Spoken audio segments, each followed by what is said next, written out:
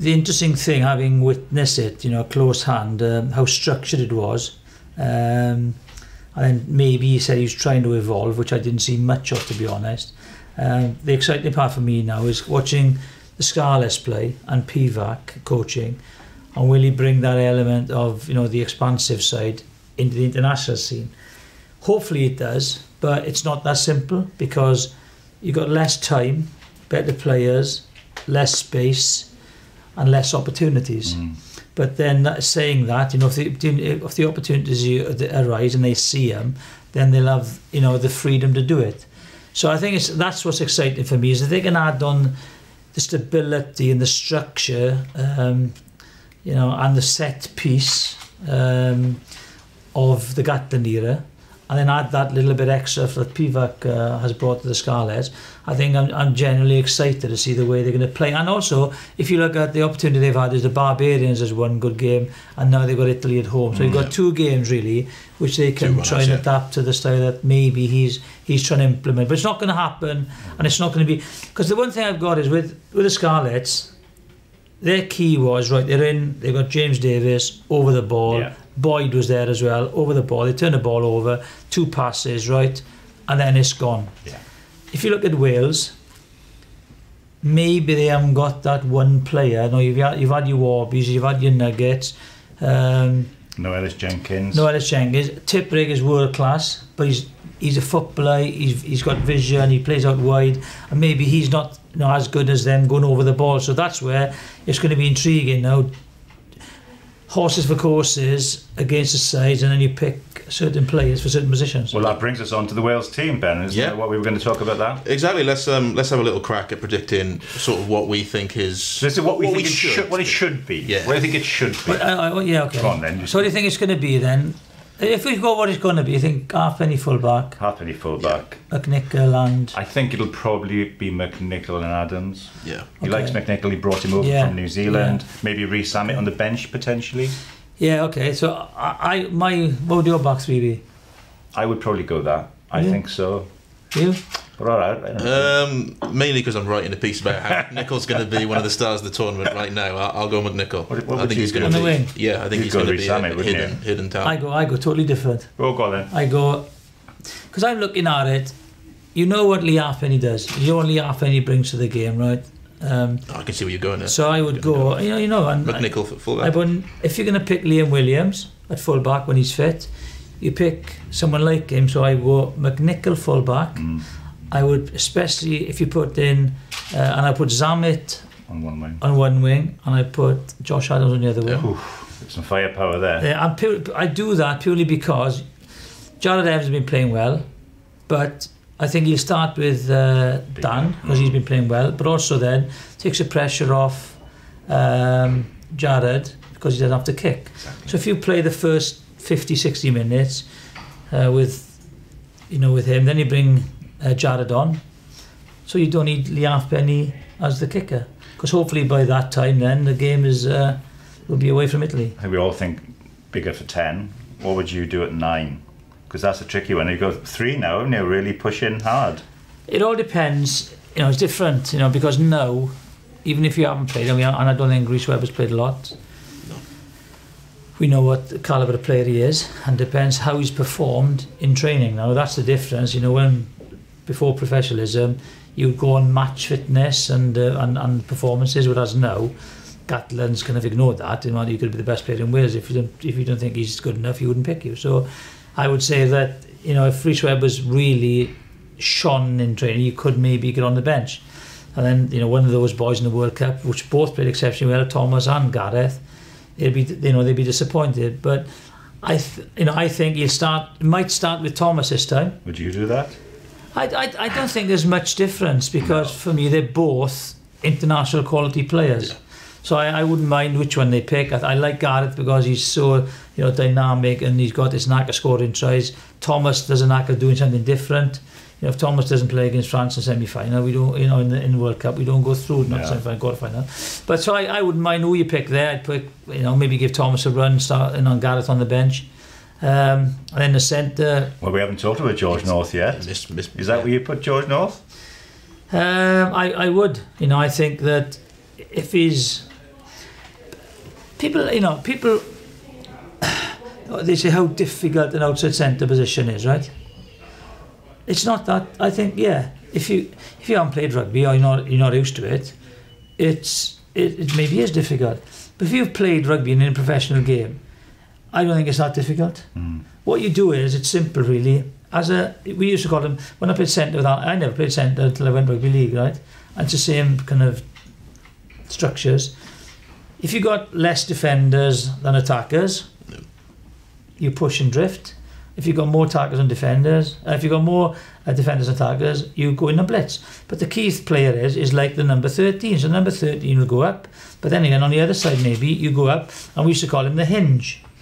So you either hinge in or you hinge out. Yeah. So if you read the play very well and you go through it in training, then I don't think that should be a difficulty. And Italy aren't gonna, hopefully, I don't think they're gonna ask many questions defensively, because they haven't done over the last decade, in their backs. So playing in outside centre there, shouldn't be an issue. Going to Ireland a week later, then you might have to rethink it, because you have to make crucial decisions in the centre position. So I would pick George. I think he needs to get more involved, offensively and defensively, especially offensively, because I'd love to see him with the ball in hand a lot more, because he has been an exceptional player now, but I think you can get more out of George North. I presume he parks inside, and there's no one else because of the limitation. I suppose there's Owen Williams, and I don't know how much Pivac. He hasn't played as much as he must. If Pivac has looked at sort of what Chris Boyd is doing at Northampton, he's getting the best out of Dan Biggar by having a sort of a playmaker at 12 in Rory Hutchinson, who's earned himself a Scotland call up off the back of that, hasn't he? Yeah, Boyd. New Zealand are always playing second 5/8, so they've always tried and played with giving the outside half an option, which is as an outside half, it's always nicer playing with someone. It gives Biggar a bit more time. Ringo, Blethen, they were standoffs rather than just giving an up and downer. Yeah. So, but unfortunately, I don't think we've seen enough of them, and why we don't in the regions play left and right centres, I don't know, and why we got an inside centre, we haven't got an inside centre who can play like an outside half. So it's that's the thing, you've got to ask the regions, why aren't you developing those kind of players? Anyway, thinking back, you're saying about playoffs, when you beat England, you ran right and Twickenham in 88, you had 4 outside halves in the team. We had 4, perhaps that's the way forward. Maybe it's if you look at the most dangerous English backline, you got Slade, Farrell and Ford, and they all play standoffs. So you have the ability to make the right decision at the right time, and your first option isn't kicking, because there's someone outside you who can kick as well as you. So the centres have been an issue, because we haven't got the strength and depth in those positions. If we look at the pack then, Graham Price was talking this week about the scrummaging issues. What kind of prop do you go for? Tight head's interesting, because Will Griff-John has come on the scene. You've seen a lot of him. I mean, what do you? Not really, but sale going well. You haven't got reports from him. It's an ideal opportunity to give him a. Would you start with him? Or would you go Dylan Lewis? What would you do? Again, I think Dylan did well in the World Cup. Yeah. I think he's a great potential, but on this occasion, again, it goes back to the training. In camp. The Italians will try and scrummage. I don't know if they as good as they used to be, but I think the base has to be strong irrespective of who you're playing. So if Will Griff can do that, I'd give him a run in this game. And then Ken presumably at hooker. Ken. And bit of a throw up, 2 scarlets, because Rhys Carey's unavailable because he's suspended. So it's either Wyn Jones, who did well in the World Cup, or Rob Evans. Rob's fallen up the favour for some reason. Pre-World Cup didn't go, so I think I'd stick, with Wyn, because he scrimmaged exceptionally well. Second rows then. Stick the same again. Again, you could, if there's room for Rowlands on the bench, maybe you start with Jake. But again, if they're confident in putting Will Rowlands in, he's been playing well for Wasps. Again, it's an ideal opportunity. But no, you can't risk too many changes because you want to win the game. But if they think those boys are capable, well, it's not going to get any easier after this tournament. What's certainly not easy is working out the back row. Well, I think it's a great position. I think it's a great position to be in. Yeah. Because you've got so many good back row players. Clear, Faletau comes in straight away. Faletau was the best player in Wales, and thankfully he's not injured, and he'll come back in. So he's got to play 8, and then Tipperick plays 7. Yes, and then.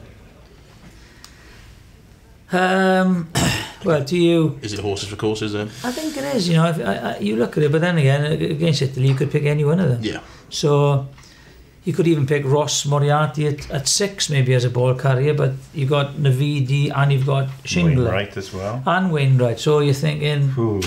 Go on, neck on the line. What would you do? I would. I don't know. I think Italy. I'd go Shingler or Wainwright on the 6. Which one's starting?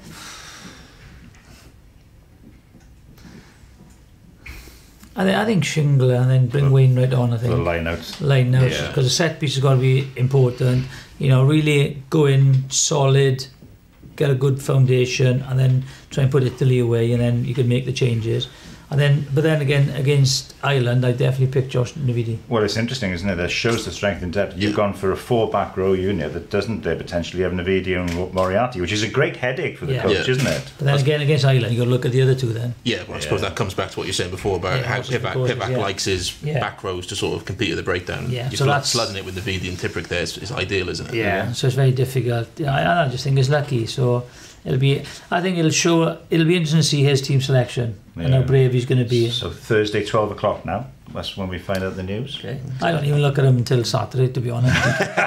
What's your schedule for the championship? Which games are you working on then? I got. I'm doing all the home Welsh games. Oh yes. I'm doing Radio 5, England, Wales.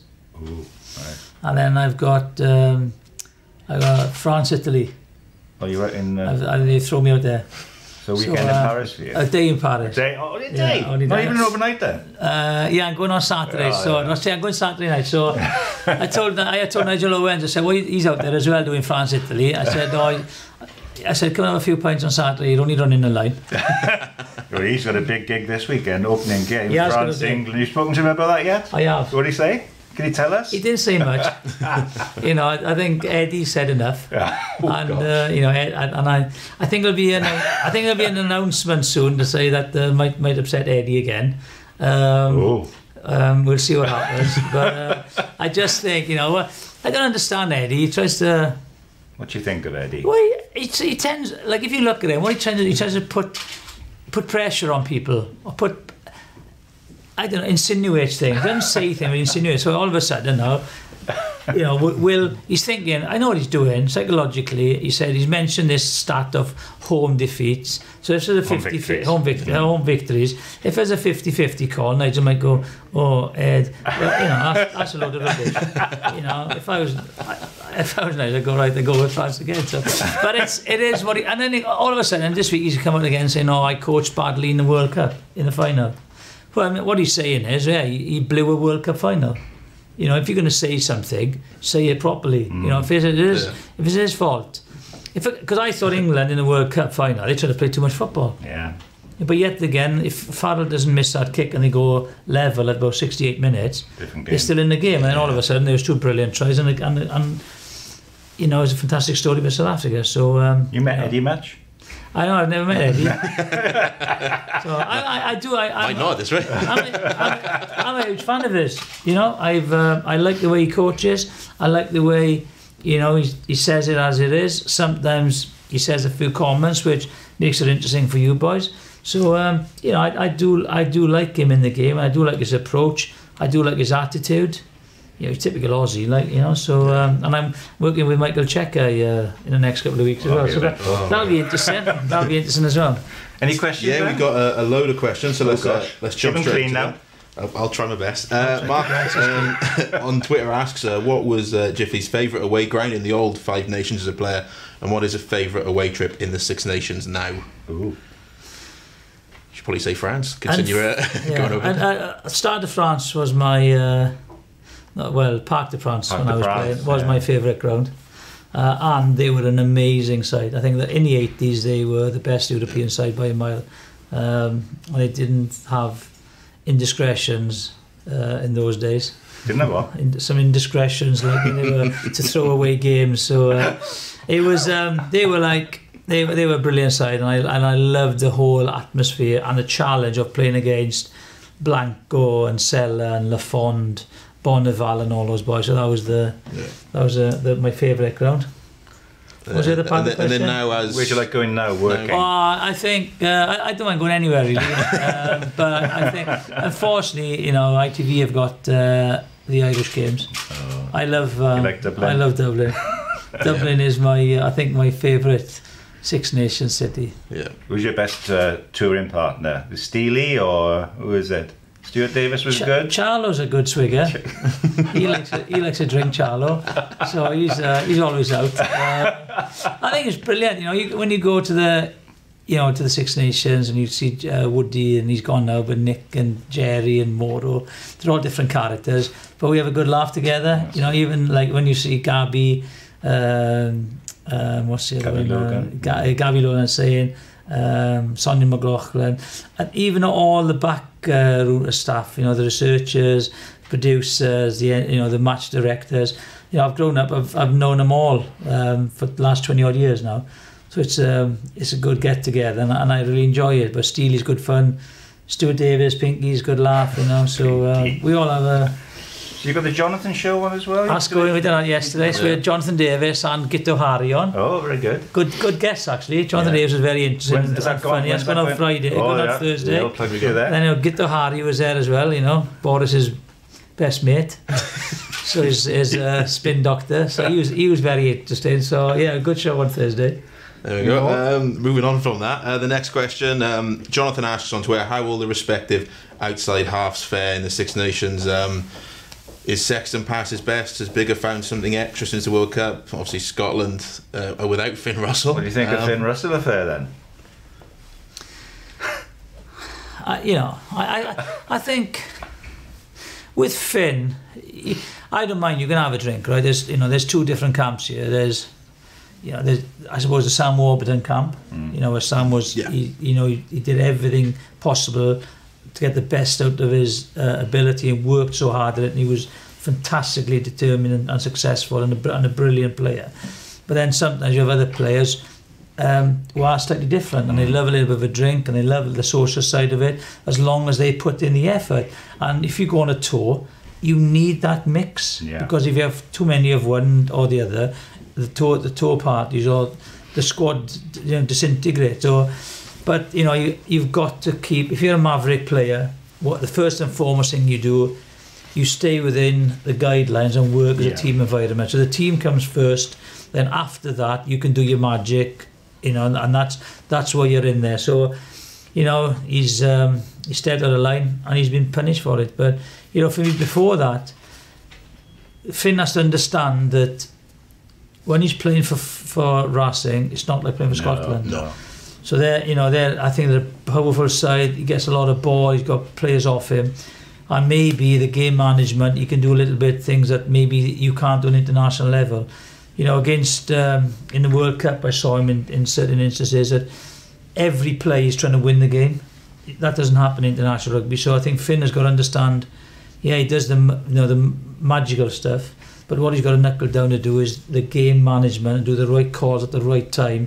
For the side he's playing for, and I feel he hasn't kind of completely done that for Scotland yet. So gives Adam Hastings an opportunity and we. But Dan Biggar's had at least a life in Northampton. They're playing attractive rugby. So Dan does what he's always done, but he's doing it. I think he's enjoying it a bit more now. He's playing a little bit more expansive. But sides will still allow him the gap because maybe he hasn't got the searing pace to go through, but he puts people into gaps. So he'll be interesting. Johnny Sexton, if he's fit, he'll still be the main man for them. Opposition will target him, but he plays in the line. He's like a bit of a matador where he brings the defenders onto him. He takes a smack, and he's not going to change because that's in his DNA. So, but. It'll be interesting because they didn't play well in the World Cup, and their regions are playing exceptionally well, so they're going to be a handful Ireland. And then you've got France, or no one again. Jalibert and Tamac probably. Yeah, I haven't seen Jolibert play. No one's seen anyone because the 14 is non-television anymore. Was it last year's Six Nations or the year before where he was given the starting jersey at the start of the tournament? He was sort of out injured within a game because he was really exciting, and then obviously Intermax come through. Yeah, but, it's the old mystery of the French. I think if you look at them, how Wales have beaten them on the last 2 occasions is it's France's fault. They've got physicality up front with match playing ability. The backs, why they've always had number 9 as a general, I don't understand, because it's very difficult, to have the vision from playing at number 9. But now with the young backs, and you got Teddy Thomas playing well, Vakatawa, played with his dad, didn't you, Penno? I played against Penno's dad, yeah. I'm Bonivar's dad. So, I'm Farrell's dad. I'm Mike Ford. I'm George Ford's dad. So don't go on about it. So it's... I think France this year, looking at the fixtures where they play England at home and they play Ireland at home, right? So all of a sudden they'll fancy their chances going to Italy and going to Scotland. Although they don't like going to Scotland. Scotland are hard to beat in Murrayfield. But if you look at the fixtures, and home advantage is a big advantage in the Six Nations. With now the guile and the experience of Galtier that he's had before, picking youngsters in, with the World Cup there in 4 years' time, the issue is, will they adapt to John Edwards? Will they understand his grunts? And will they just go, whatever, I think that's the key there. If they switch on to those two, their potential is massive. Do you think we should round up with some predictions? I think we should, yeah. So I'll go first. Let the great man have a little think. So we'll go for player of the tournament first. If I pick up player of the tournament, I'll tell you what I'm going to go for is Ben Curry. I think outstanding at the World Cup. He's still so young, great over the ball. His carrying and his tackling, I think he's developing so much, and it's such an important position, 7. I personally think England win the title. So I'll say England to win the title, Ben Curry, my player of the tournament. What about you? Player of the tournament, and who's going to win the title? I go Vakatawa. Oh, big man. He'll go, and I fancy France to win the title. I'm not saying it'll be a Grand Slam, but I just think that they could, if they kind of knuckle down and get a little bit better discipline and structure, I think they got a huge improvement in them. So what do you think? I think Cooney, it'll be interesting to see how Ireland pick, because Ireland, if they pick Cooney, is Deegan in the squad? Leinster at number 8. I think the guy who might come through is Caelan Doris. Is he the number 8 for Leinster at the moment? That's Caelan Doris. He's exceptional. Yeah. So he could be one to watch as well. But their strength and depth in the back row is phenomenal as well. Report in Ireland saying he's going to start. Yeah. Is he? Conor Murray's likely to start ahead of. Is he? Yeah. Again, fixated with Ben's. Of course, it's Tom Curry. I'm just thinking his brother Ben. Going on to Ben's. You get to give a prediction as well. I haven't really thought about it much, to be honest, which is good preparation. I think there's going to be a lot of teams on. No Grand Slam. I think we'll have 4 wins for maybe 3 of the teams. I think England, France, Wales at the top. So could be points difference. Could be points difference. That's what I'm saying. I think this year, I think France are going to come undone in Cardiff. I think Wales are there. I think Wales will get undone in Twickenham, and maybe England in Paris. Margins are such, such small margins at international level. It's that's what makes it also interesting. I think Ireland and England, Wales and France, all of them could win the title. Yeah. I think Scotland going away from home, will struggle a little bit. And then I think it's nice to see that the Italian regions are improving.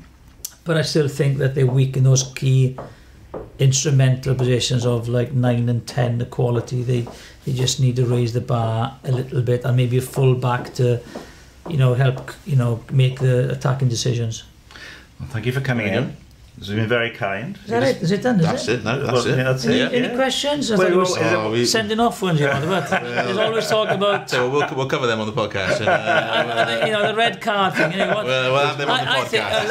I think all current players and all past players, I think there needs a bit of leniency. I think the key word we spoke about with Wayne Barnes is intent. if there's intent there, and you know what intent is, or premeditated. I played with a guy in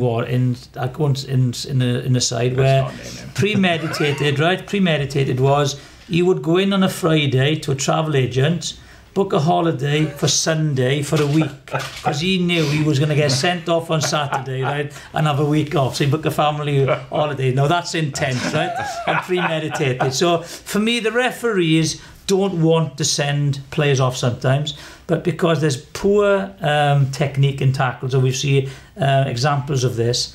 So it all comes down to intent. And I think, you know, if it's intent there, it's clear red card. Sometimes it's not intent and it's clumsy. Maybe a little bit of leniency with, you know, yellow or and then I do think that sometimes it's hard on when the length of bands. There's no consistency on the length of bands they have afterwards, especially in a World Cup tournament where you might never play in another World Cup. That's so true. I think everybody agrees, stamp dirty play out. You know, I was a target for most of my career in both codes, and if I'd have had this, you know, the same rules now, I would have been delighted, right? But, you know, I'm still thinking it's a contact sport and it's very difficult for the referees, so they are now going to the letter of the law all the time. And I know that a lot of them would rather say, well, hang on, let's have a look at that, but they're worried about the pressure, you know, and that they'll come under. Well said. Well, there we go, that's it. That's all we've got time for on today's Game Line. We'll be back again tomorrow, unfortunately without Jonathan Davies. But who's in tomorrow? We've got Ben Evans coming in this week, hopefully. We won't get a word in there then. I was going to say Andy Halbert, he's off for the week. I thought he was under here. Andy, come out, Andy. Yeah, as I say, that's it for today's Game Line. We'll be back in tomorrow. You can catch all the latest on Wales Online.